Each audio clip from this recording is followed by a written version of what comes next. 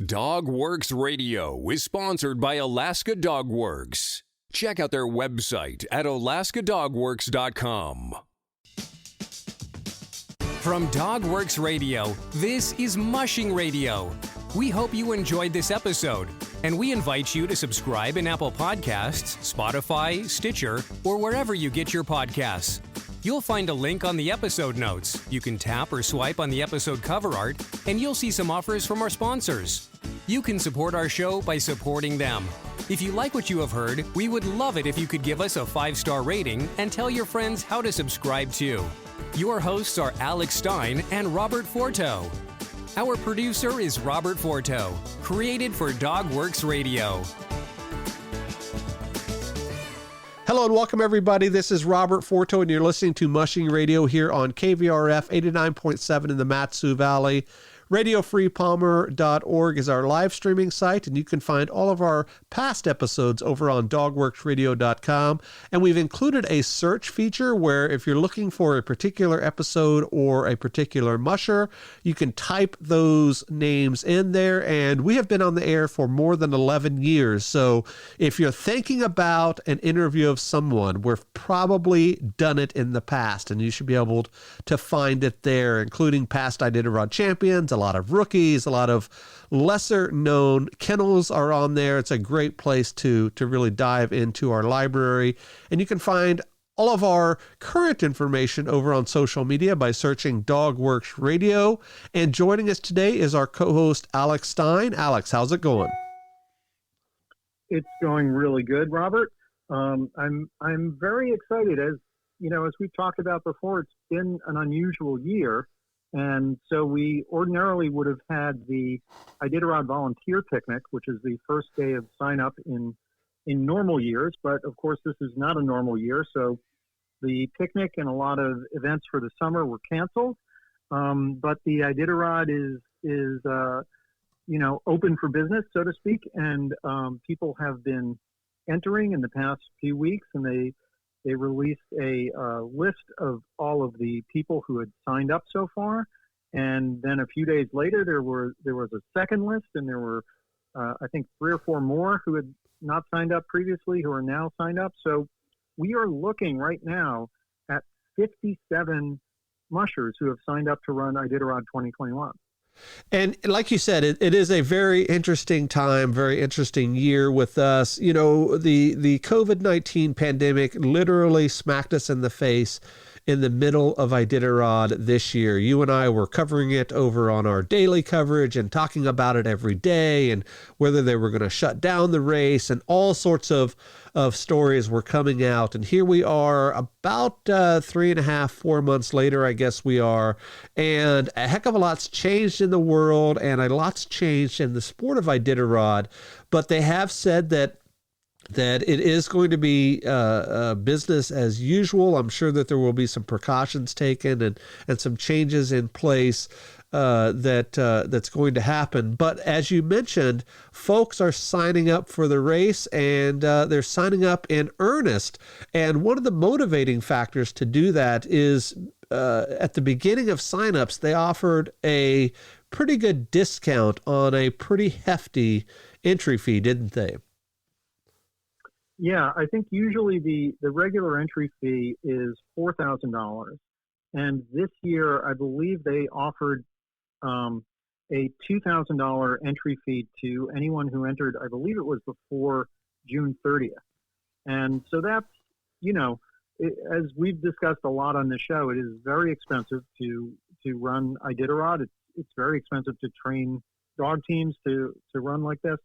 And while certainly the $4,000 is just the beginning of the investment for what you're going to spend if you're entering Iditarod, to be able to come in and save $2,000 right off the bat, I think is a pretty good deal. And as I recall, last year there were a relatively smaller number of people who entered at the picnic. I think it might have been around 30 or maybe 35 who were entered this time last year. So to have 57 is pretty good. It is. And, right before Iditarod closed, you and I did a show or two thinking about what's going to happen in next year's race. Are they going to have it with the economy sort of in the tank? Are folks going to be able to afford to run Iditarod? Because as you know, Alex, a lot of these folks depend on seasonal income for their yearly earnings, and a lot of that comes through tourism, through sled dog rides and whatnot. And Alaska has pretty much been shut down for that. There's not a lot of tourism happening up here, but things are looking really optimistic about the season moving forward. Before we talk about the entries, what are your thoughts moving forward now? Here we are at the beginning of July. Do you think that, number one, do you think that the race will happen? And number two, what do you think, how do you think it's going to play out in the climate where we're at right now? Yeah, Allie Zirkle had a blog post about this, and she said that one of the things that made her decide that it would be okay to enter was that there was a virtual meeting where people could log in from home, and the people from the ITC and the race officials talked about specific steps that they were going to take next year and contingency plans that they have to make sure that the race would be safe for the mushers, for the dogs, and for the villagers out on the trail. And I wasn't part of that meeting, so I don't know what the specifics of it were, and I don't think they've been entirely made public. But that gives me some hope, some confidence. It's hard to look at what the world will be like next March. It's hard enough to look at trying to figure out what the world's going to be like in August and September. But I draw a great amount of hope from the fact that so many people entered, and I think that really it's kind of a sign of faith that these 57 people have put down their money and said, yes, I think this is going to happen, and I want to be a part of it. And I am hopeful that things will improve, in Alaska and in the rest of the country, so that this will be able to happen. I think we'll know a lot more, like in September and October, but I'm feeling hopeful about it. In an upcoming episode, we're going to talk about what the Yukon Quest is doing with their race. And it's a little bit different animal in that it's a international race where you have to cross over borders, and Canada's pretty locked down tight right now. But as a dog musher, you have to plan many months in advance for things like this, whether it be races or training plans or whatever. And you have to go into it thinking about what's going to happen in the end. And that's prevalent in all sports. So, you have to have spring training or training camps or whatever sport you're doing. You have to plan as if that sport or that event's going to continue. And I think that's one of the big motivators for a lot of these guys is they have to plan that it's as if it's going to happen, because before you know it, mid-August is going to come around and fall training will start, and everything's going to be clicking and rocking and rolling, and that's sort of that motivation to get that entry fee in. And of course, when that entry fee is cut in half, it makes things a heck of a lot easier to do so as well. So let's jump into the list. Alex, you had mentioned that there's over 50 people that are signed up right now, and for folks that are listening, remember, they can sign up all the way up through, I believe it's November 30th. And then after November 30th, there's usually a hefty late entry fee. I think it's like $4,000 or more of a late entry fee that it costs to enter. And I know Jim Lanier paid that last year so he could get in. But let's talk about some of these guys. There's a heck of a lot of returning faces and several new ones as well. What are your thoughts about who signed up so far?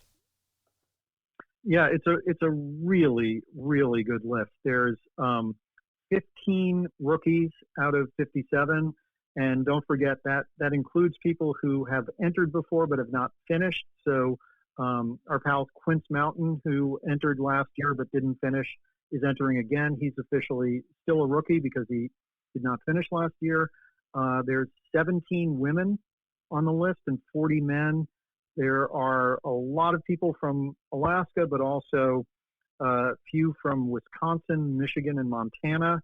A bunch of Canadians from Alberta and the Yukon, and then we have entrants from France, Denmark, Sweden, Norway, and Switzerland. So it's a pretty good group of people. I want to just remind people that there are some of these racers, for example, like Your Olsum, who is from Norway, but I believe has been pretty much in Alaska for most of the past 4 or 5 years. Still listed as being from Norway, so there's not as much of a problem with him traveling as there might be with some other people who are not based in Alaska most of the year. But in terms of what you were saying, and we'll get to this more in a later episode where we talk about the Yukon Quest, there are issues with people from outside of Alaska traveling to Alaska, and in normal years it's a little bit of a headache. In the with this pandemic going on, and who knows where we'll be next March, it could be much more of a headache in terms of people traveling not only from Canada but from the lower 48 and from overseas. So I think that's kind of a wild card that no one quite knows what to do with. We have, looking at some of the names, there's a lot of really familiar names, including 7 former champions, well-known racers like Paige Drobny is back, Michelle Phillips, Ryan Reddington, Brent Sass, Karin Hendrickson, Lev Schwartz, Wade Mars, and I think the big name on here, the big story for a lot of people is Dallas Seavey. And Dallas had the doping scandal that happened a few years back and was determined not to return to Iditarod until there were major changes in the board of directors and in the leadership, and that all happened about a little over a year and a half ago, and Dallas now is back. And as I think you were one of the first people to report,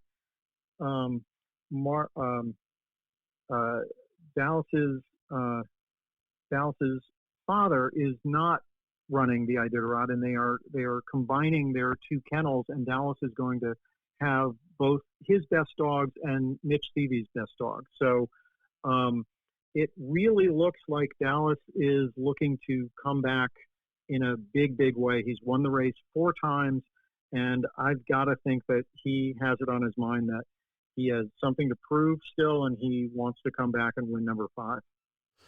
Yeah, it's going to be really interesting to see how that whole situation plays out. For folks that are frequent listeners of the show know that he did a lot of coverage with the new QPAWS coverage online and on TV and all that, and he was a pretty well-respected commentator with that.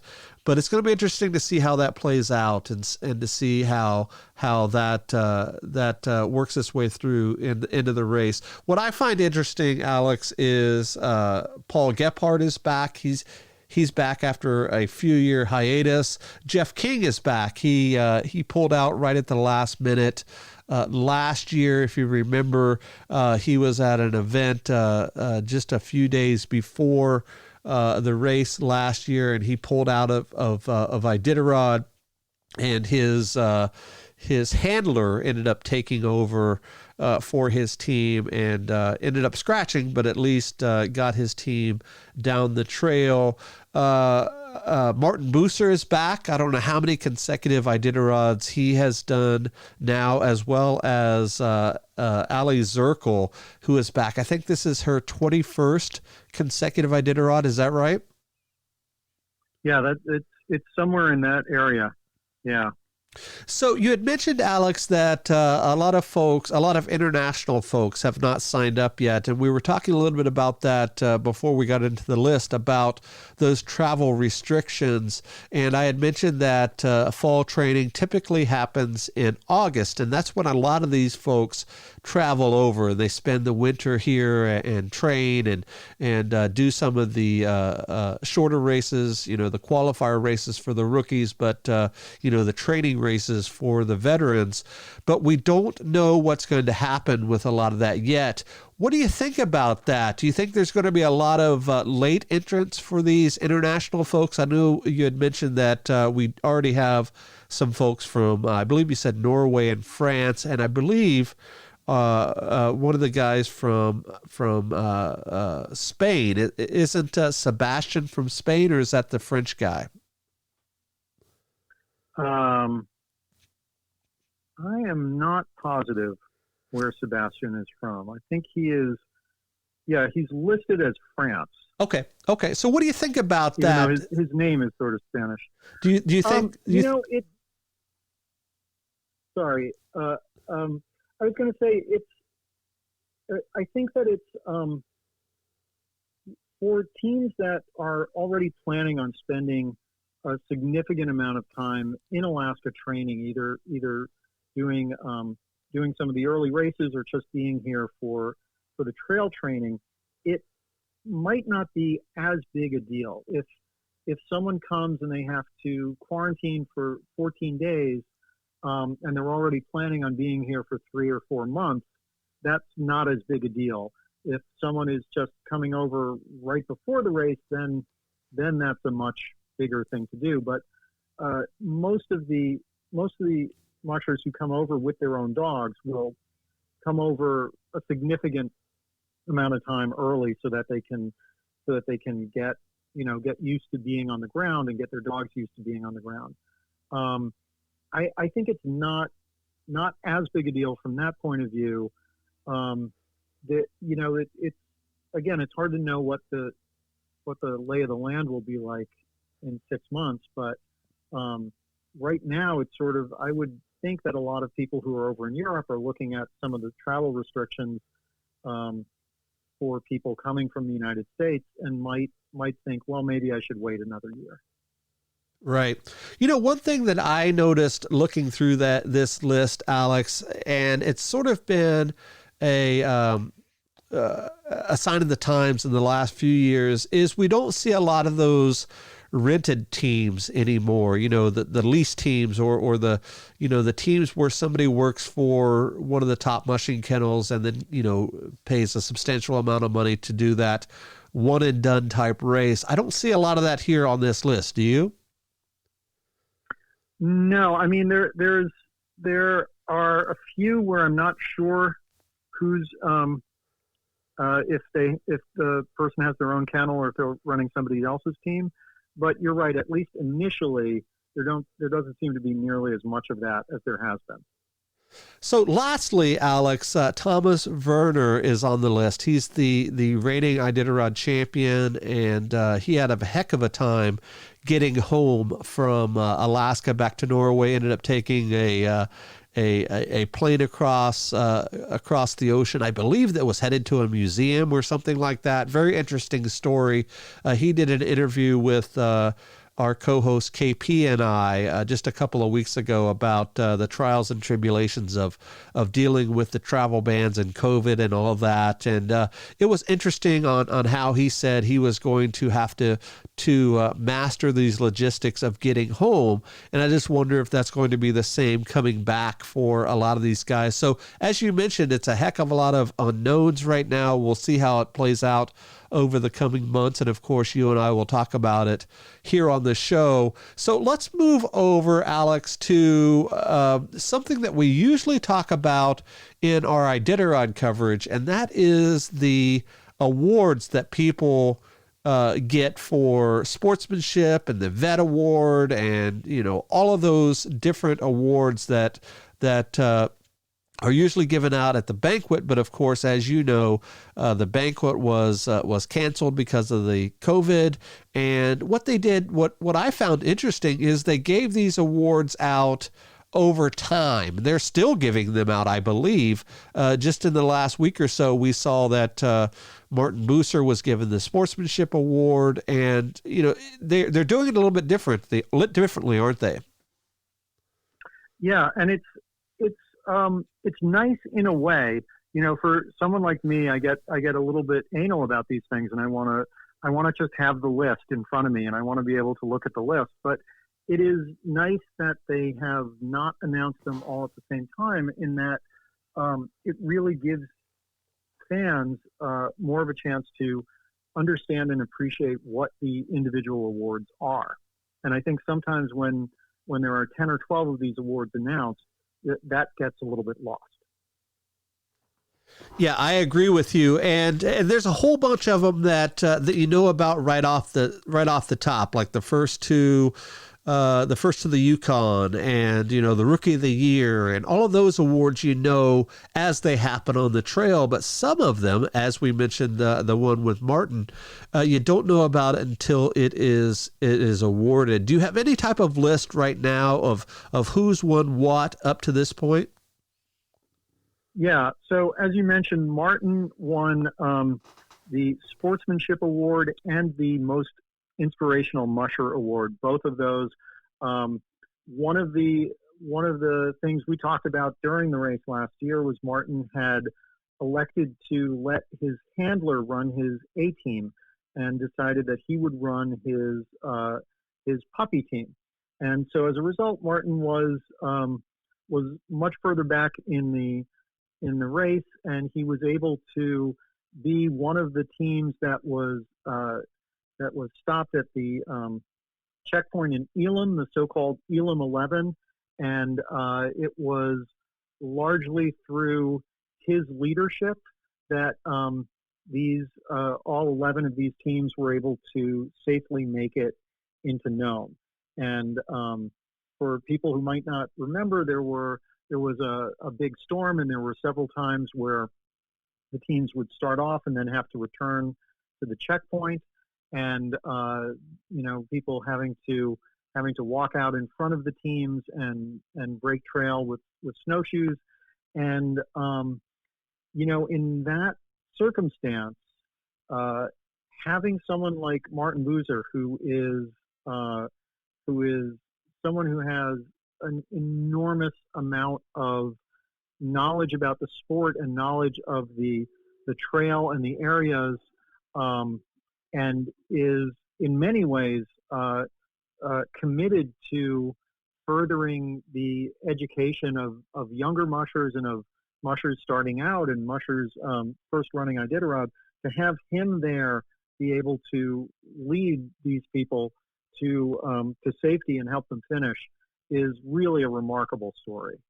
So we have that, the Leonhard Seppala Award, which is voted by vets and voted by vets on the trail, and then there are 3 veterinarians in Nome who evaluate the teams when they come in, and that went to Ali Zirkle, who has won that award 6 times, and she is the only person who's ever won the Seppala Award 6 times, which is really amazing. And as we talk about a lot, most of the people who are in this sport are primarily in it because of the dogs, and so this award for dog care is one of the most coveted of awards, and it means a lot when anyone wins this award, but to have someone win this award 6 times is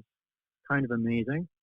And the other big award that was announced afterwards is Aaron Burmeister won and I always get this name, I always mispronounce this, so forgive me, the Herbie Nyakpuk Award, which is named for the so-called Shishmarith cannonball.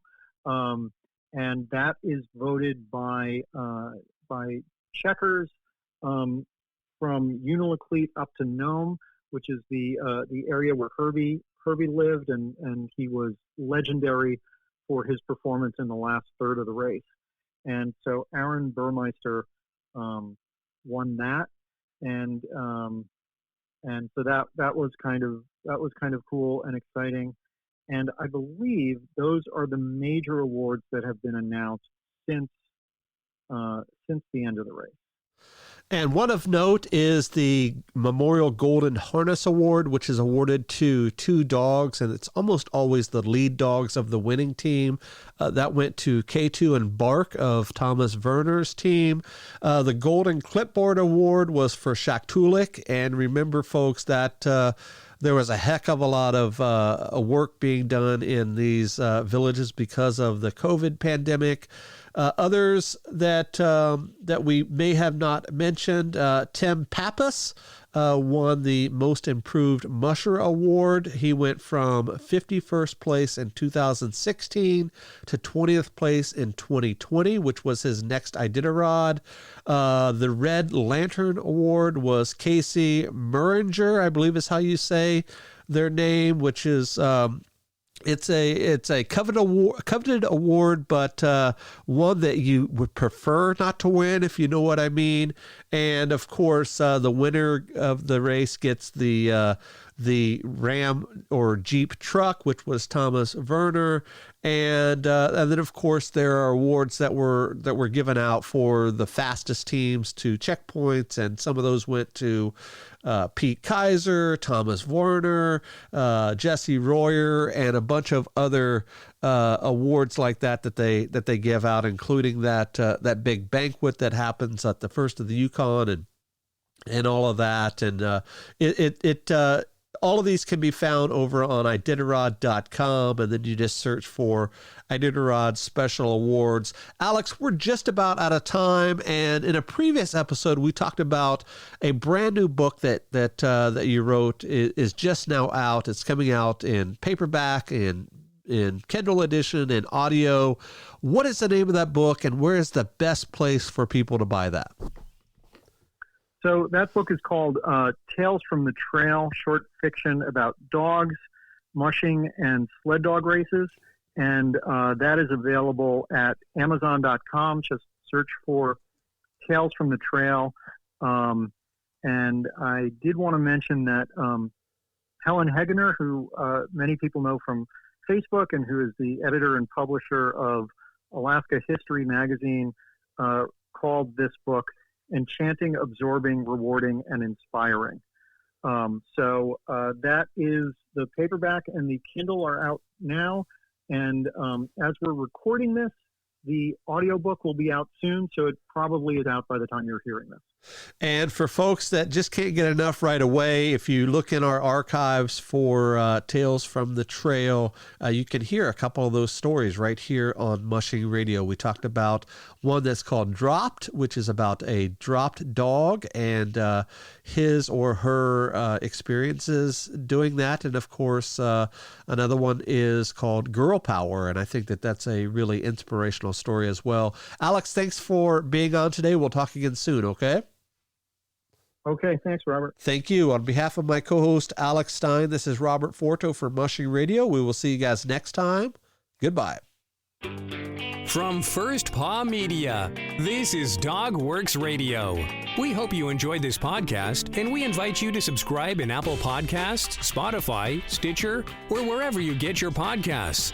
You'll find a link on the episode notes. You can tap or swipe on the episode cover art, and you'll see some offers from our sponsors. You can support our show by supporting them. If you like what you have heard, we would love it if you could give us a 5-star rating and tell your friends how to subscribe too. Your hosts are Robert and Michelle Forto. Our producer is Robert Forto and created for First Paw Media.